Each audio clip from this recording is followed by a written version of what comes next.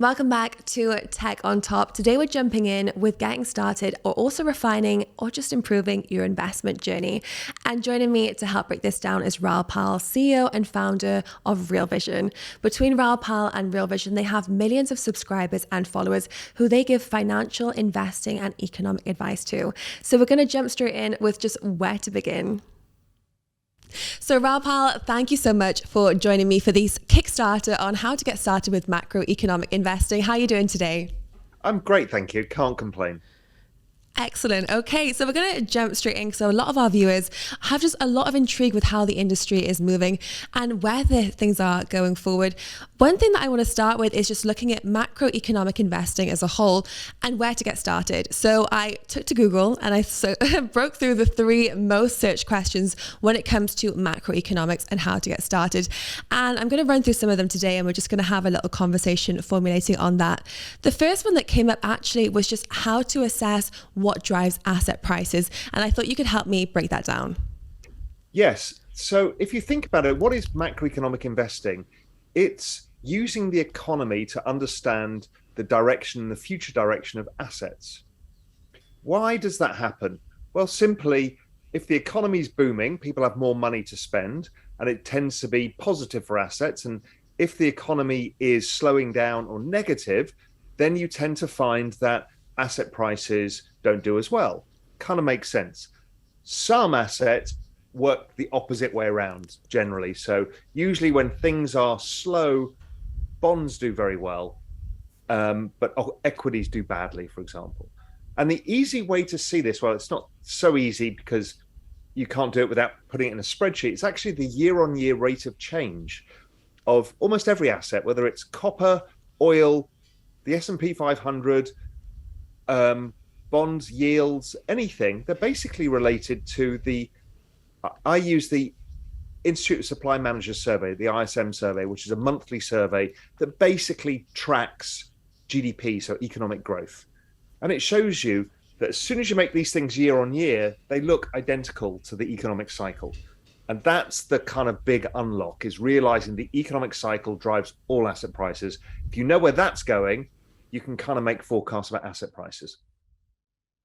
And I had a little look into some of your recommendations and do's and don'ts. And you mentioned the ISM and you said this was almost your kind of go-to foolproof. So is that the case that actually if you are looking to get started in investing, you just have to know the right places to look, ISM being a really good kind of data metric for this. And once you get that and you nail it down, it's pretty much foolproof. Well, nothing is foolproof in this world, right? All we're trying to do is get probabilities in our favor to try and roughly assess.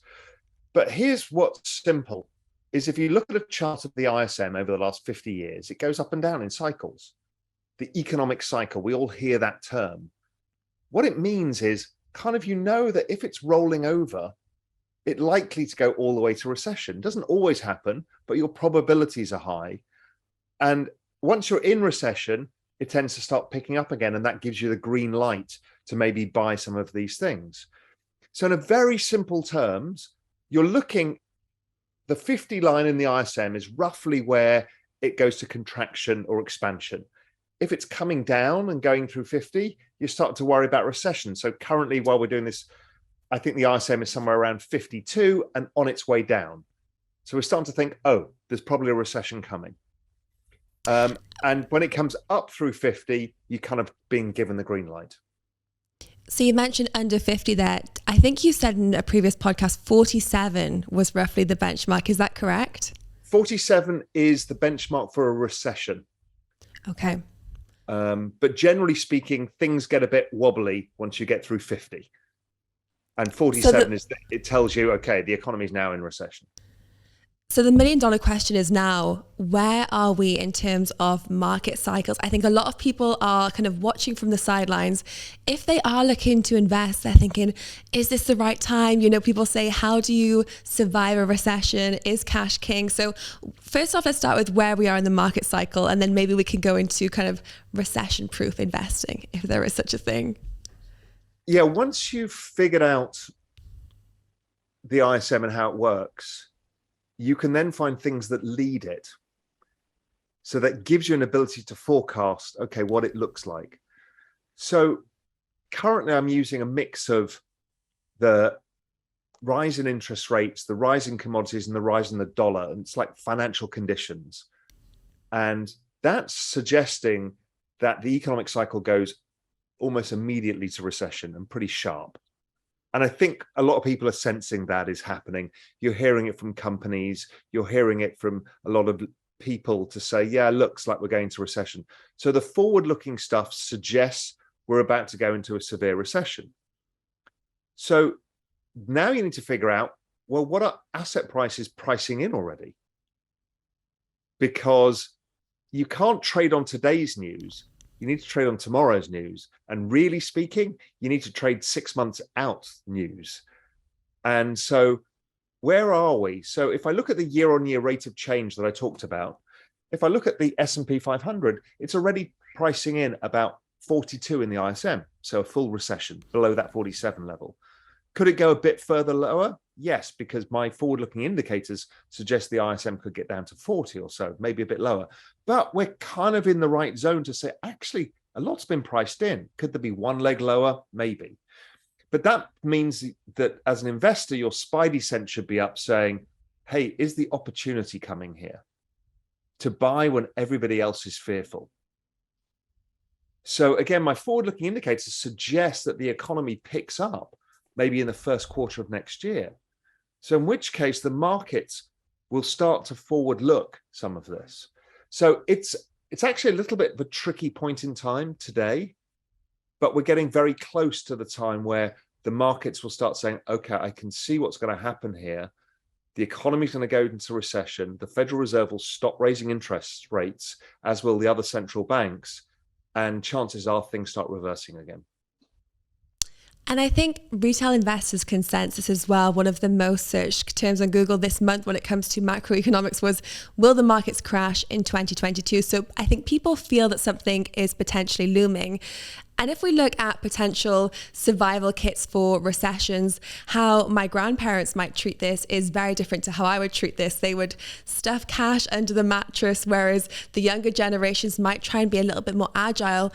It is still quite difficult to work out how to navigate this perfect storm. If you play it well, it could be very profitable for you as an investor, but also there's a lot of room for risk and error as well. So how would you say to navigate if we do hit that 47, as you mentioned on the ISM, if we do start to see indicators of a recession, how would you move from here?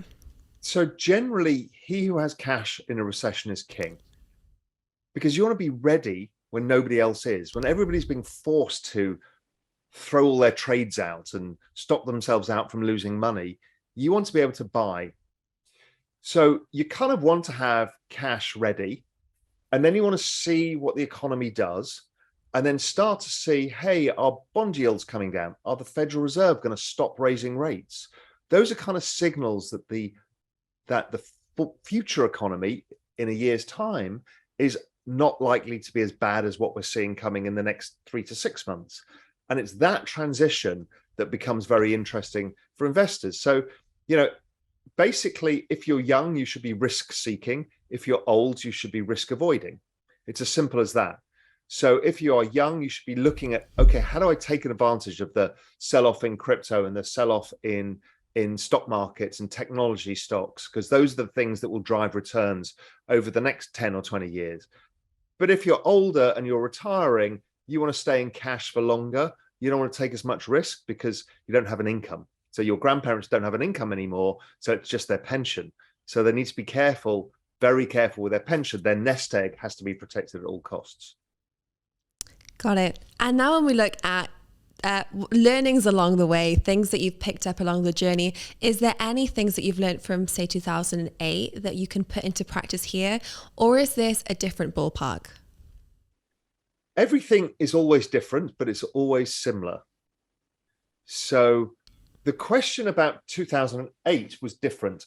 2008, we had a financial crisis. So we had another thing. It wasn't just the economy slowing down, but we had something much worse. And 2001 was much worse. We had the biggest stock market bubble in history that unwound. This time around, I'm struggling to see what that big thing is. Yes, we've had inflation, which is different to the prior cycles. but inflation is also driven by the business cycle, and it should come down over time. So I don't see the really terrifying outcome. Of course, some companies might go bust. People will lose their jobs. Maybe some weaker economies will suffer badly. But generally speaking, I'm not picking up, oh my God, we've got a debt crisis coming or something really bad. So I think it is different. And so a lot of people are expecting the next leg down. Is this going to cause the crash? I mean, the market's already down. I mean, the Nasdaq's down 27%. It was down 35% or so. It's pretty much crashed once already, but people are like, can it go down 50%? Because they look back at 2008 and 2001 and said, see, it can do that. When you go back to other recessions like 1990, it was a 20% correction. In fact, even when the Volcker years, the famous time when Paul Volcker was raising interest rates and slaying inflation, the market fell 27%. So it wasn't the big one, but 1974, it fell 50%. So we don't know whether it's a 50% sell-off, which is usually driven by something much worse, or something around 30%, which is roughly what's priced in right now. I'm erring to the 30%, so i.e. the risk reward is looking more attractive than if we were in 2008, where we had something much worse going on. Okay, got it. Getting in and out of crypto? We have the newest solution. Stop paying fees on crypto exchanges and stop waiting long processing times. At Fluid, our One Reef structure allows you to get in and out of crypto in seconds, direct from your bank account. Sign up and download the app today. So now when we look ahead then, so you've mentioned you kind of accumulation, sit on cash, be risk averse if you are a fairly young investor, and then look to navigate through when you feel the market is at that kind of perfect right point.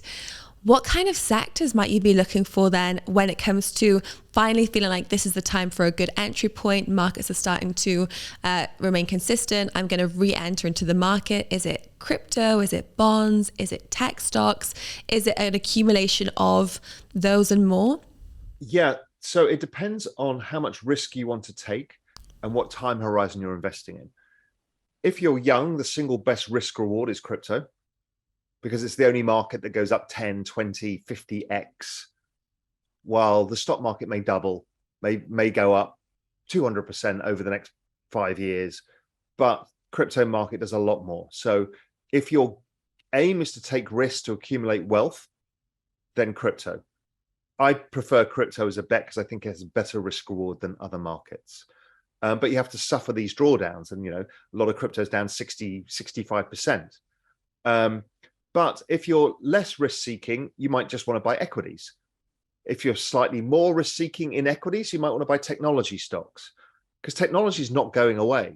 I mean, the rise of everything from AI to robotics to EV to space travel to everything is all happening at the same time. We've got this huge inflection point. So clearly that's going to be something that's probably going to generate a lot of profits over time. So I think it depends where you want to be on the risk curve. Some people like physical things, so they like to own stuff like oil companies, because there's not enough oil being produced currently for world demand. So maybe over the next 2 or 3 years that does well, but those stocks tend to be mean reverting, i.e. they kind of just go in cycles. They're not the buy and hold that technology can be or crypto can be. So I prefer technology and crypto overall.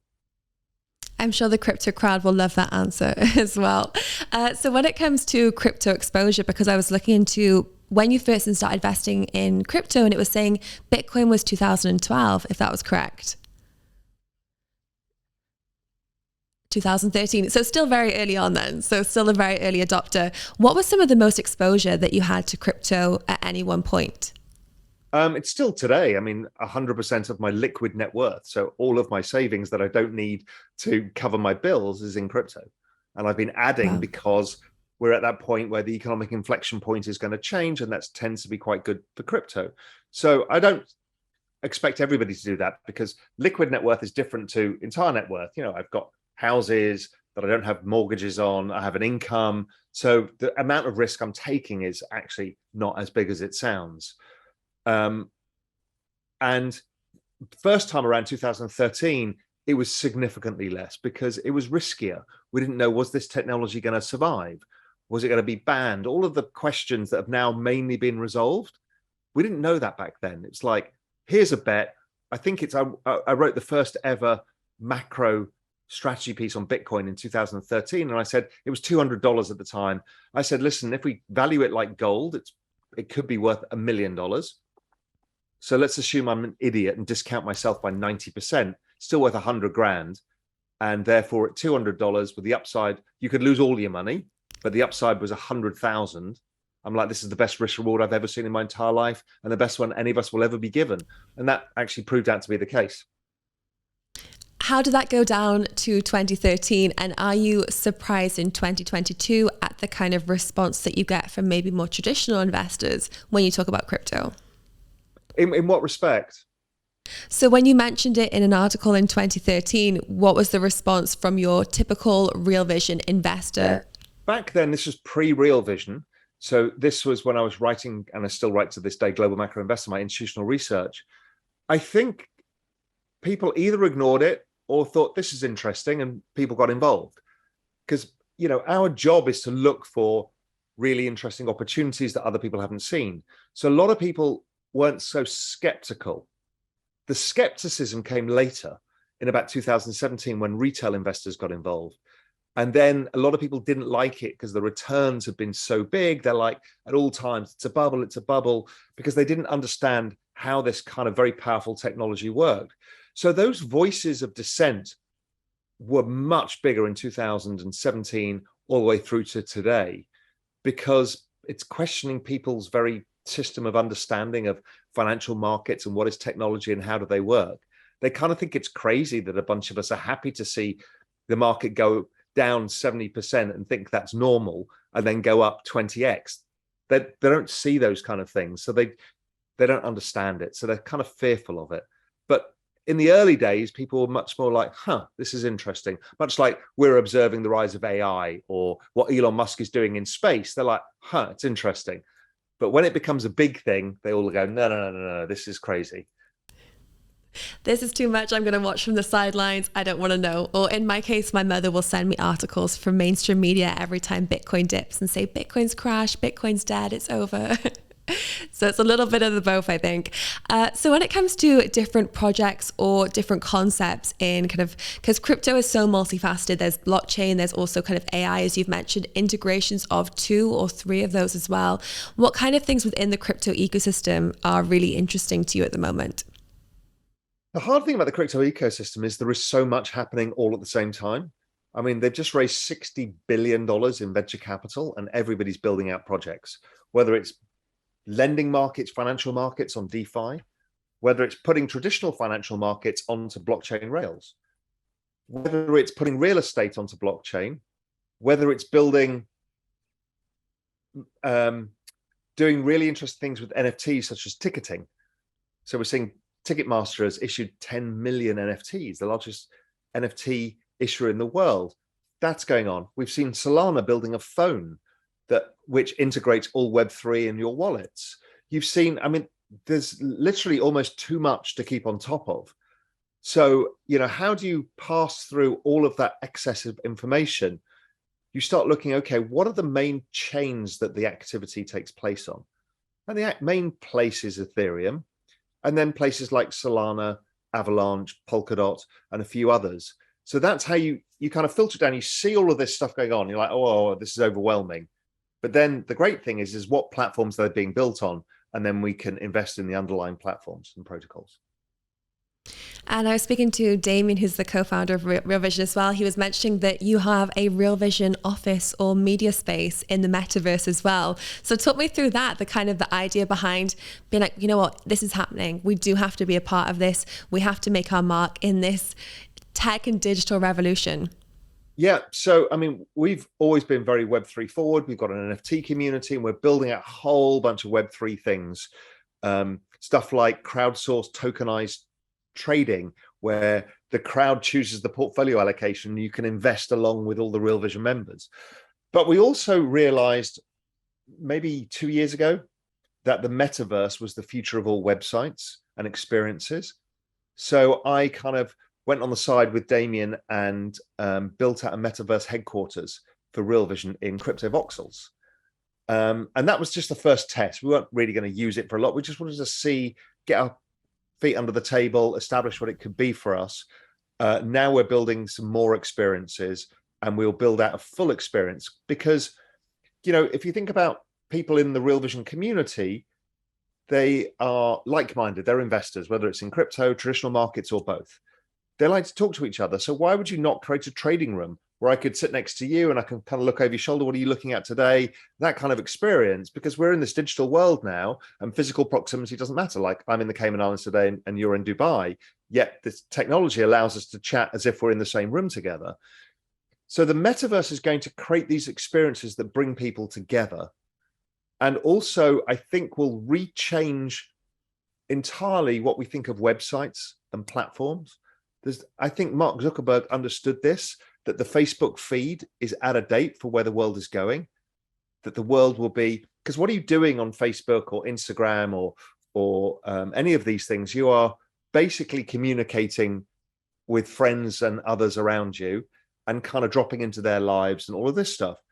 So why should that be in a 2D feed of stuff? Why should it not be in something more immersive where we can hang out together and do this interview in feeling like you're in a room together? And that's where we're going. It's just a matter of time, and everybody's building out for that vision. It's really interesting you say that, because the third most Googled question when it comes to macro investing was actually where to invest in the world. And when I saw the question, I thought, well, people don't really ask that anymore. That's not a question that when I go to conferences or when I listen to live streams or Twitter spaces, I hear. People are more looking at where can they invest in which is frictionless, where you can easily move between countries, between borders, between digital, real world as well. And I think that absolutely seems to be the direction, specifically in crypto and Web3, that we seem to be heading. Crypto is a true global asset. It's the same for the person in Dubai as it is for India, as it is for Kiribati, as it is for New York City. It's the same thing, right? We've never had that before. And the access to it, yes, you could trade foreign exchange, which is a globalized asset, but it's actually not that easy for people to do. But this is super easy. So we've never had this before. So I think you're right. I mean, it's really interesting. And I have to give a shout out to the sponsor of today's video, Fluid Finance, because what we're working on is a bank alternative that links to your Web3 wallet, available to anyone globally. And I think this is absolutely the direction that the industry needs to move in, especially for people that are in crypto that have been desperate for a bank account that works for them. So I would love to help set you up with an account after we finish the interview. Before we end off though, I do want to jump more into just your journey as someone that is extremely experienced in the world of investing and also crypto, and getting to meet a lot of interesting people along the way with your work with Real Vision. What have been some of your life lessons when it comes to your investing and your entrepreneurial journey? Maybe if you had a lesson or a word of advice for your younger self, what would it be? I think the most powerful thing that I ever created was a network. And I didn't really realize that. And my network started at Goldman Sachs and maybe before that. And then the people that came into my network along the way, if you give them good karma, you're good to people, you help people, what happens is it builds, like in crypto, this network that has value to you as a person and also to the other people. And so even in this digital world, having a network of people around you, don't have to be physical, that you help out and they help out you, you don't realize the opportunities that's going to bring. And you measure yourself by the quality of that network too. Sure, we've all got a bunch of friends we grew up with that we're just kind of stuck with because we grew up together. That's okay, but you need to be actually careful about who you want in your network. And it is immensely powerful. It doesn't mean it pays off today, doesn't mean it pays off tomorrow, but it pays off in the end, because you'll be smarter, you'll see more opportunities, and you'll have more opportunities. And that is a really powerful thing. Fantastic. So invest in your network is number one. And I'm actually curious to round off as well, when it comes to your actual portfolio over the years, what have been maybe one of your fondest or your kind of most profitable or maybe most inspiring investments along the way that you look back and you kind of remember? Okay, I'm going to give you the good and bad in this, Okay, because it's pretty straightforward. It's the same trade. When I bought Bitcoin in 2013, I was super early. And I had a long-term thesis and I knew it was going to be volatile and it could go to zero. So the idea was I bought it. It went up from 200 to 1,000 in 6 weeks. I'm like, oh my God, I've never had something do this before. Then it fell 87%. And I kind of like, fine, I knew it could go to zero, but I think it's got a much bigger upside. And my thesis was 100,000 up to 1 million. And then it kind of did nothing for a while and then took off. And there were the forking wars happened in Bitcoin back in 2017. And I got confused and worried that, okay, I don't know what this is going to mean. Is this all going to fall apart? And I was now up 10 times my money. So I took profits and I felt like a god. And then it went up another 10 times. And I was like, that's okay. I've made 10 times my money. I can't argue. Then it crashed again. And I eventually knew that crypto, and particularly Bitcoin at the time, and macro would merge in the next recession. And that I really wanted to own it when it got sold off in a recession. 2020 comes along and I really piled in with as much money as I could possibly scrape together. And it turned out to be a phenomenal bet. Okay, so that sounds amazing. I went back and re-looked at that whole series of trades that I did, which look on paper genius. I went back and realized if I'd have just kept my initial investment and not done anything else, I'd have made 5 times as much as I did by trading it. And then I worked out one more piece of magic, which was if I'd actually bought crypto every time it did these big sell-offs and just added to my position in the same size I had originally put on, I'd have made 25 times as much money. So here I thought I'd done it really well. But what I screwed up was time horizon, because I knew it was going to be a long-term time horizon. And I ended up trading shorter term. And on paper, it looked like I was a genius. But the reality was I was a fool. And so that was a huge lesson for me, both good and bad. I think that's a fantastic life lesson for all of us as well, that actually in this industry, market cycles and patience is an absolute virtue. Thank you so much for your insights today. It's always a pleasure to catch up, and I'm sure our listeners learn a lot along the way as well. Thank you. Yeah, fabulous to see you. Thanks so much. Thank you so much. Well, that's all from us here. We'd love to hear how you found this podcast episode. Make sure to leave a comment and like, and see you all again very soon. Saving for something special? We have the newest solution.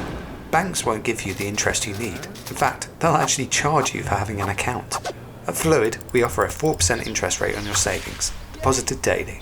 Sign up and download the app today.